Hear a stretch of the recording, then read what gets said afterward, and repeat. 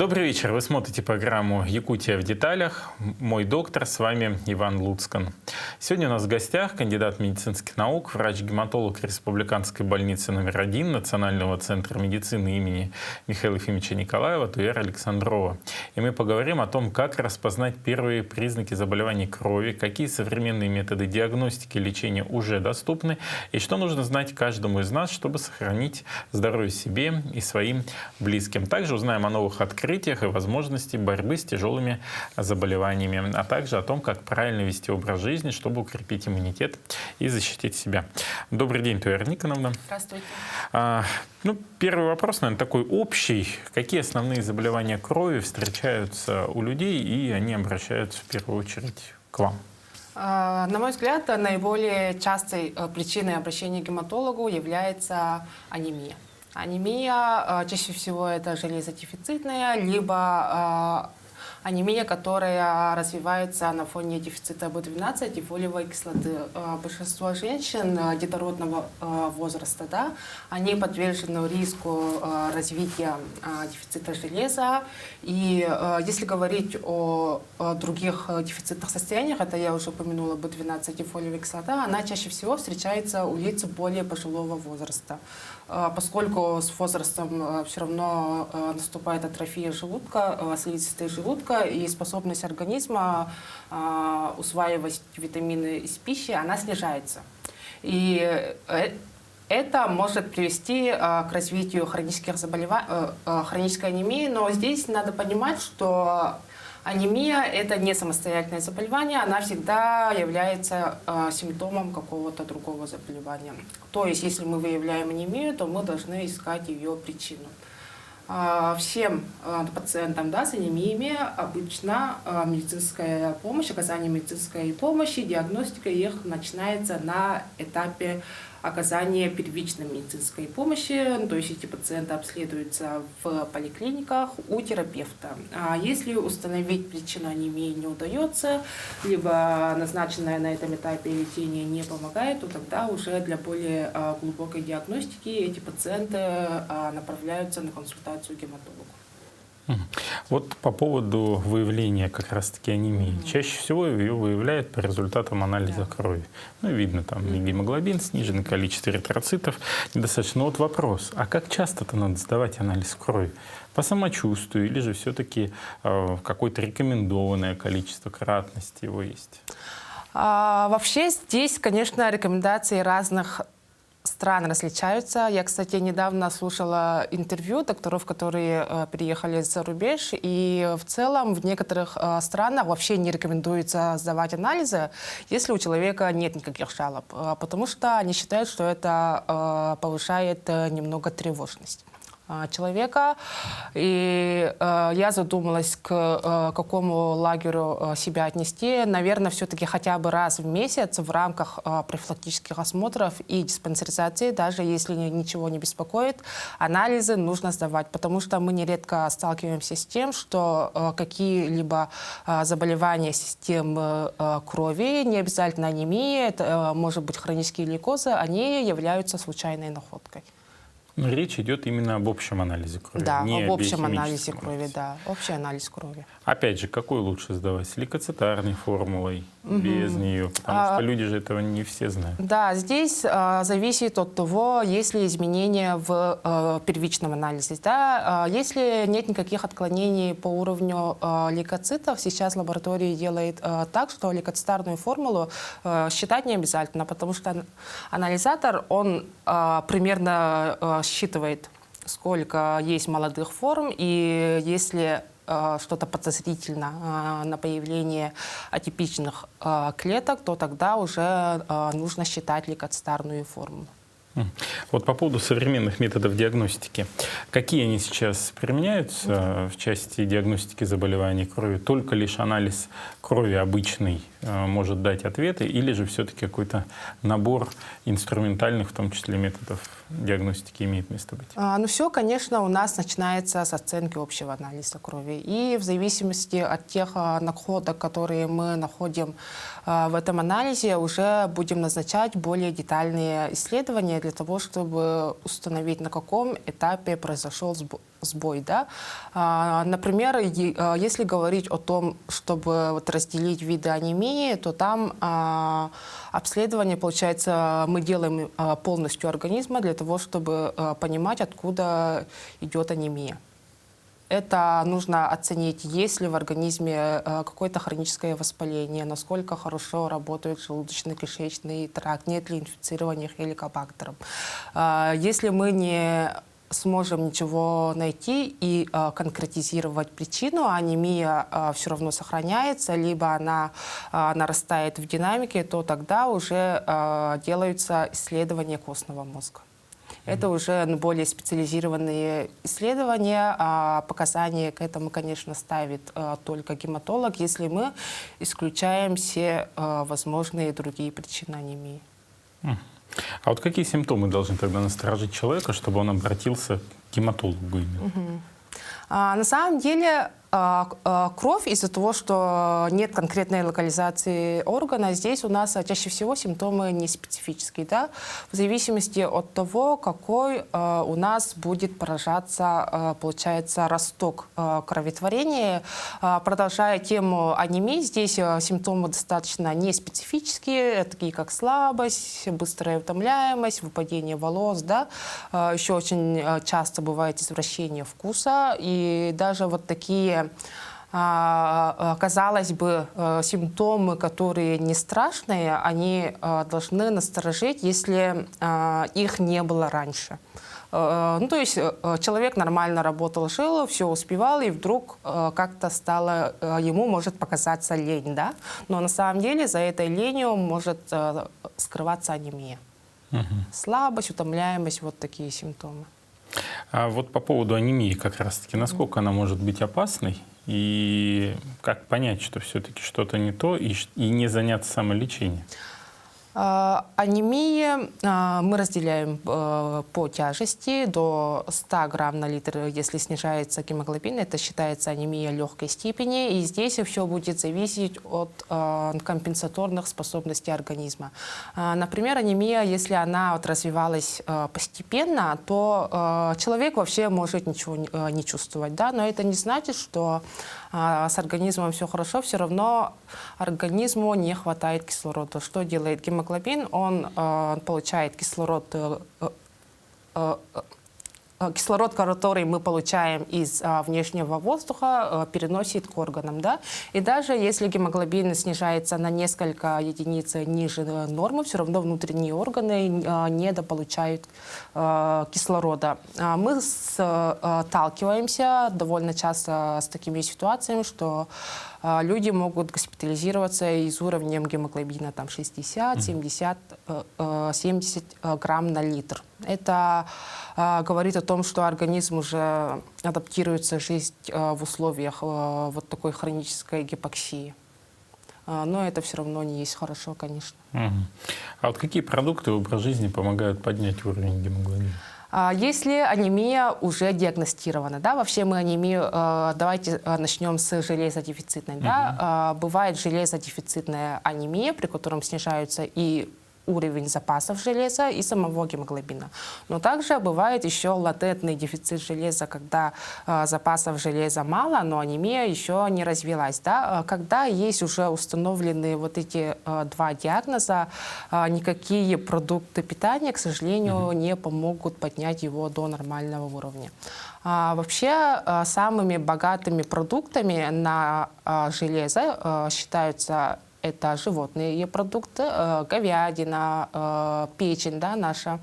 Но даже несмотря на это, если есть установленный диагноз, нужно принимать таблетированные препараты для того, чтобы сначала анемию вылечить, а потом уже поддерживать с помощью питания на достаточном уровне. И здесь не стоит забывать о том, что в усвоении железа из пищи нам нужен витамин С, а витамин С мы получаем из овощей и фруктов. Поэтому мясо нужно комбинировать обязательно с каким-нибудь овощным салатом, либо очень часто подают ягодный соус. Это все помогает усвоению железа. Ну, это вот железодефицит, да, B12? А B12, да, B12, он тоже содержится у нас в животных продуктах, мясо, яйца, молочные продукты. Фолиевая кислота, она содержится только в овощах зеленого цвета. Поэтому в Якутии очень распространен дефицит фолиевой кислоты, потому что мясо мы любим, а траву не очень, да.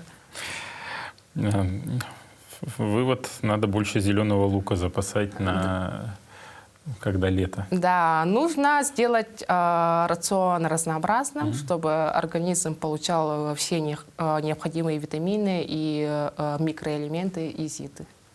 По поводу других заболеваний крови, в частности лейкемия. Что это такое? Как часто она встречается в Якутии и как заподозрить, что у тебя что-то не то именно в этом? Лейкемия, лейкоз, да, мы лейкоз делим на острый лейкоз и лейкоз, получается, хронический. Если говорить об остром лейкозе, это достаточно агрессивное заболевание. Здесь у нас поражается весь костный мозг, и он перестает вырабатывать нормальные клетки. И из-за этого у нас изменяются все отростки, и, соответственно, будут симптомы, обусловленные снижением количества как лейкоцитов. Это у нас снижается иммунитет. Да? Если падает гемоглобин, то это слабость, одышка, сердцебиение может быть. Если снижаются, получается, тромбоциты, то это избыточная кровоточивость. Это заболевание всегда развивается остро. Может быть высокая лихорадка, одышка, какие-нибудь инфекционные осложнения. И здесь на самом деле очень важно, чтобы человек обратился вовремя, чтобы вовремя поставить диагноз и начинать лечение. Да? В Якутии где-то в год диагностируется порядка 10 случаев острых лейкозов. Если переходить к хроническим лейкозам, то эти заболевания, они чаще всего выявляются случайно в виде изменений в анализах, потому что никаких именно симптомов специфических для хронических лейкозов нету. И в этом нам очень помогает диспансеризация и проведение профилактических осмотров. А вот по поводу новой лекарственной терапии, технологий, какие сейчас применяются в гематологии? Вообще, первый таргетный препарат, он был изобретен как раз для лечения хронического миелолейкоза. И сейчас мы успешно, даже, можно сказать, идем на путь излечения этого заболевания, которое до появления таргетной терапии считался фатальным. Медиана выживаемости на то время было где-то 6 месяцев. Сейчас эти больные живут у нас десятилетиями. И с тех пор вообще спектр, арсенал препаратов таргетной иммунной терапии постоянно расширяется, потому что опухоль, к сожалению, постоянно мутирует, изменяется, и для того, чтобы преодолеть эту устойчивость к лекарственной терапии, нужны все новые и новые лекарственные препараты. А вот по поводу тромбозов. Вот сейчас, особенно после темы ковида, когда одним из факторов, провоцирующих тромбоз, был как раз вирус короны, который приводил к печальным последствиям.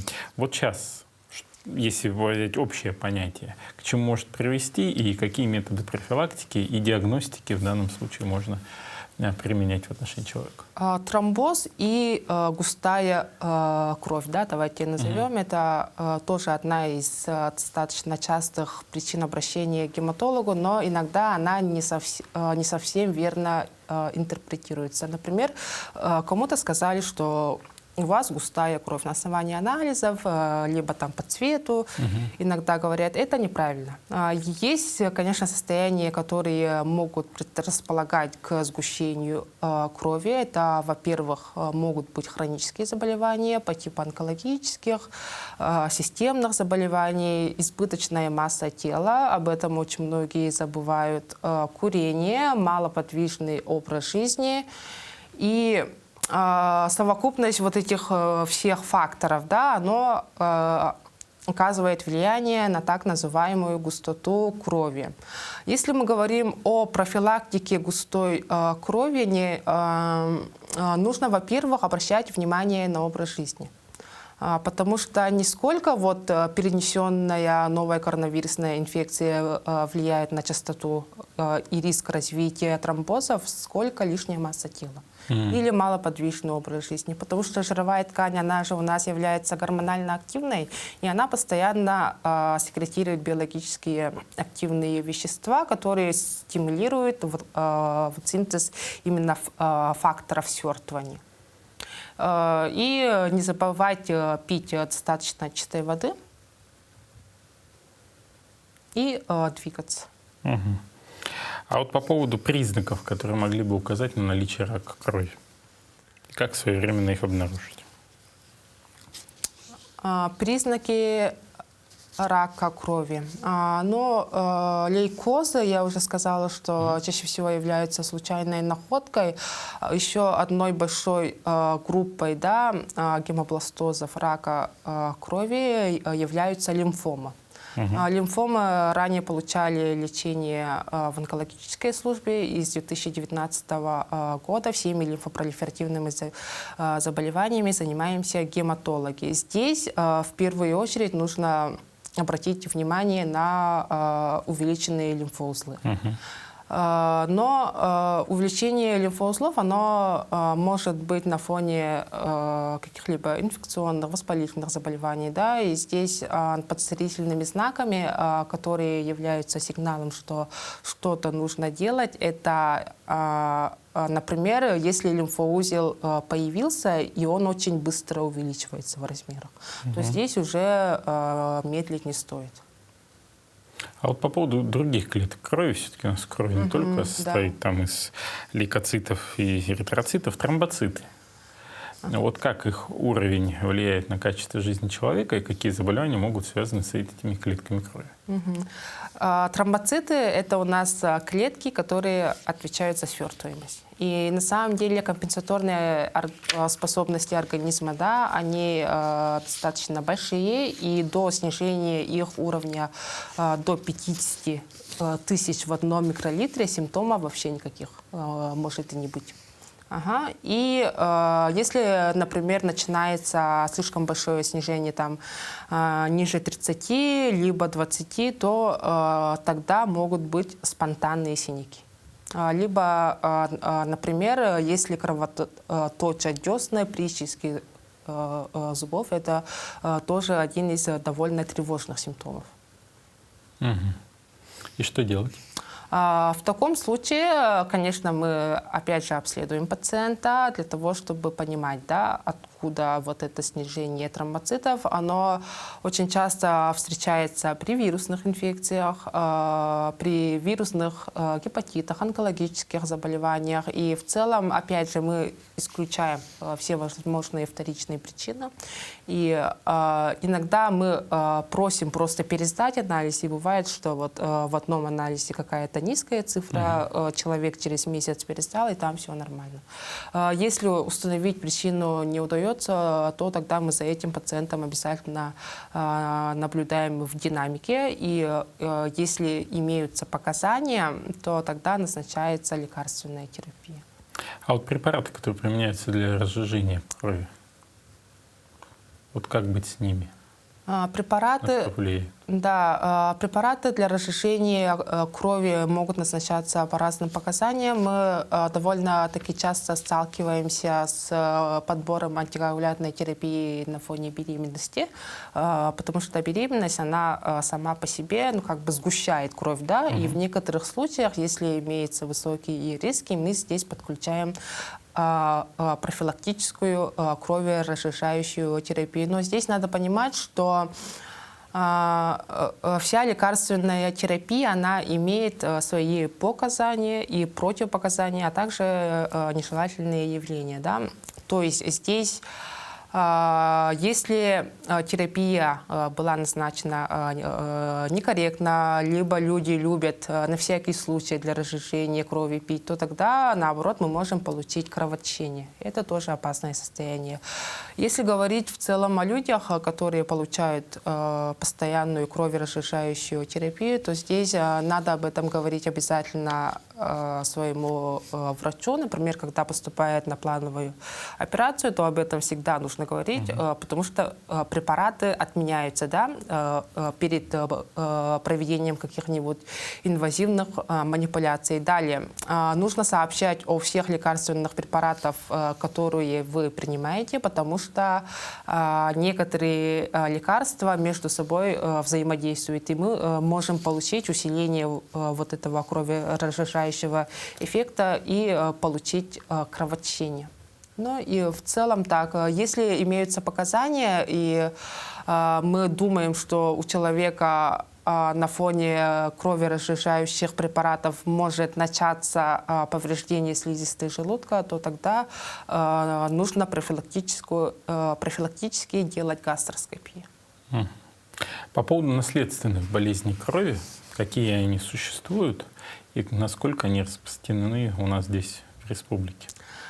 Наследственные заболевания чаще всего связаны как раз-таки с системой свертывания. Это гемофилия, болезнь Вилли-Бранта. Обычно оно встречается в пределах одной семьи. И люди знают, да, что нужно обследовать ребенка, не является ли он уже заболевшим, либо не является ли носителем. Все эти заболевания, они характеризуются повышенной склонностью к образованию синяков.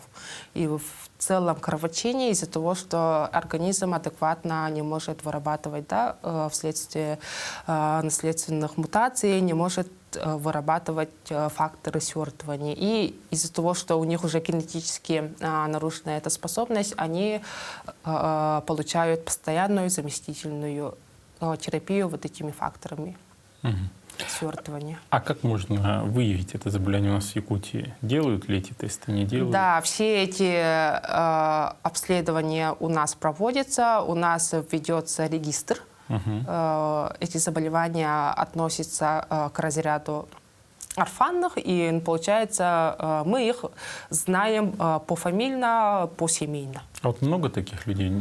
Цифру не помните? Болезнь Вилли-Бранта довольно распространенная, гемофилия где-то порядка 50-60. Ну, это орфанные заболевания. Да. И все вместе, да? Вот? Все вместе, я боюсь ошибиться, но где-то больше 100 точно мы наберем. И они регулярно должны приходить к вам на обследование? Они наблюдаются, получают лечение за счет федерального бюджета. Ну, то есть мы за ними обязательно должны наблюдать, как они отвечают на ту или иную терапию. А вот в отделении гематологии какой профиль пациента? В основном кто госпитализируется, с какими диагнозами? Как долго они там? В самом отделении гематологии чаще всего лежат пациенты, которые получают химиотерапию. То есть это злокачественная часть гематологии, да, лейкозы, лимфомы, множественная миелома. Обычно лечение вот этих заболеваний довольно долгое, и что, конечно, сказывается на психологическом состоянии наших пациентов, поэтому мы и самостоятельно стараемся не только лечить, но и поддерживать. Но помимо этого у нас есть отдельно клинический психолог, и он нам очень помогает, конечно, в этом. Конкретно к вам за ваше отделение? Или он Нет, несколько? не конкретно в нашем отделении, а вообще целом, в Национальном национальном центре медицины. Но мы с нашими пациентами, конечно, наверное, больше всех работаем. А вот как бороться с усталостью и слабостью, которая может быть связана с заболеваниями крови? Здесь усталость и слабость это может быть как следствием проводимого лечения, да, либо же на фоне анемии. Если анемию мы можем скорректировать, это значит вылечить, да, поискать причину, может она не только из-за заболевания крови развилась, а еще сопутствующий там какой-нибудь дефицит железа, либо B12. Мы можем найти причину, вылечить, тем самым помочь человеку немного улучшить свое самочувствие. И в целом, если это является побочным эффектом лекарственной терапии, обычно организм со временем адаптируется. А вот стоит ли паниковать, если у тебя выявлено заболевание гематологическое, не онкологическое? Гематологическое заболевание, да, может являться поводом для паники, особенно когда человек впервые сталкивается с непонятным диагнозом, но паниковать однозначно не стоит. Нужно довериться доказательной медицине, нужно выстраивать адекватный диалог со своим врачом для того, чтобы выстроить, да, план, как мы будем лечиться, потому что в борьбе против любого рака всегда будут участвовать и врач, и сам пациент. А вот можно ли полностью избавиться от некоторых заболеваний? Или, допустим, хронические, они все равно будут возвращаться? Касаемо гематологии, мы вообще не используем термин выздоровления. Мы можем только добиться стойкой ремиссии, но все равно все пациенты подлежат пожизненному динамическому наблюдению. В некоторых случаях даже назначается постоянная поддерживающая терапия. В том числе и при анемиях? При анемиях нет, это мы говорим о злокачественных заболеваниях. Да? От анемии, конечно, можно излечиться. Для этого главное выявить, из-за чего она развилась. Чаще всего это бывают гинекологические заболевания, либо патология желудочно-кишечного тракта. А вот если посмотреть маршрутизацию пациента, вот чтобы к вам попасть в отделение, какой путь необходимо пройти? Это будет зависеть от того, в каком состоянии, да, пациент. Если мы говорим о тяжелом пациенте, который выявляется где-нибудь в районе, то оформляется либо телемедицинская консультация, либо по телефону заочная консультация. И если мы подозреваем, что там есть заболевание крови, то такие пациенты сразу переводятся к нам в отделение. Если состояние стабильное, то они могут добраться своим ходом, либо же санрейсом. Если это плановая консультация и пациент в стабильном состоянии, то тогда терапевты из поликлиник либо центральных районных больниц оформляют направление на плановую консультацию гематолога в клинико-консультативном отделе. А вот если взять вопросы профилактики заболеваний крови, вот, может быть, есть какой-то совет, что нужно делать для того, чтобы не допустить у себя развития гематологического заболевания? Наверное, здесь нужно помнить об основных принципах, да, профилактики всех хронических неинфекционных заболеваний. Это вести здоровый образ жизни, полноценно сбалансированно питаться. Это очень важный аспект в лечении анемии. И достаточно спать, отдыхать, потому что наш иммунитет, он очень подвержен влиянию стресса. Если человек не высыпается, недостаточно кушает, постоянно в каком-то хроническом стрессе находится, то это очень негативно сказывается на работе иммунитета. А вот если посмотреть профиль пациента вашего отделения, вот все-таки кто это? Мужчины, женщины, возраст какой-то? Или заболеваниям крови подвержены все и вся, и нет какой-то такой значимой статистики. Да, к сожалению, бывают иногда ситуации, когда мы видим совершенно молодого, здорового человека, который заболел, например, острым лейкозом, да, и всегда они спрашивают один и тот же вопрос. Я никогда в жизни не пил, не курил, спортом занимался, откуда у меня это заболевание?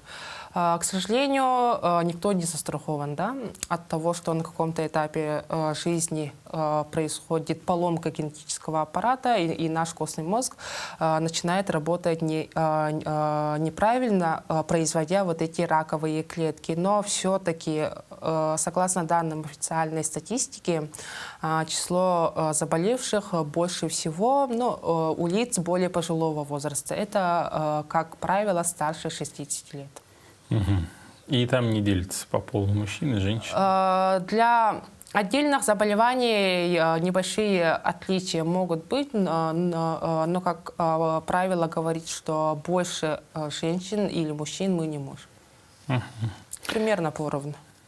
Спасибо большое, что сегодня подошли к нам в студию. Я хочу напомнить, что сегодня у нас в гостях был кандидат медицинских наук, врач-гематолог Республиканской больницы номер 1 Национального центра медицины имени Михаила Ефимовича Николаева, Туяра Александрова. И с Туярой Никоновной мы обсуждали вопросы гематологических заболеваний. Тема достаточно интересная, потому что она нова, не всегда на нее обращают внимание, как, например, на ОРВИ или сердечно-сосудистые заболевания. Но, тем не менее, такие пациенты есть в Якутии. Порой это бывает случайная находка, но требующая грамотного подхода со стороны специалистов, дальнейшего лечения и в последующем выздоровления или хотя бы наблюдения с целью повышения качества жизни этого человека. Поэтому, если вам это было интересно, вы можете посмотреть повтор нашей программы в социальных сетях, также на канале Якутия-24. На этом выпуск программы «Якутия в деталях. Мой доктор» подошел к концу. Меня зовут Иван Луцкан. Смотрите нас по будням в 19:15. Мы рассказываем о том, чем живет здравоохранение Якутии. Все в деталях. Будьте здоровы, всего вам самого доброго. До свидания.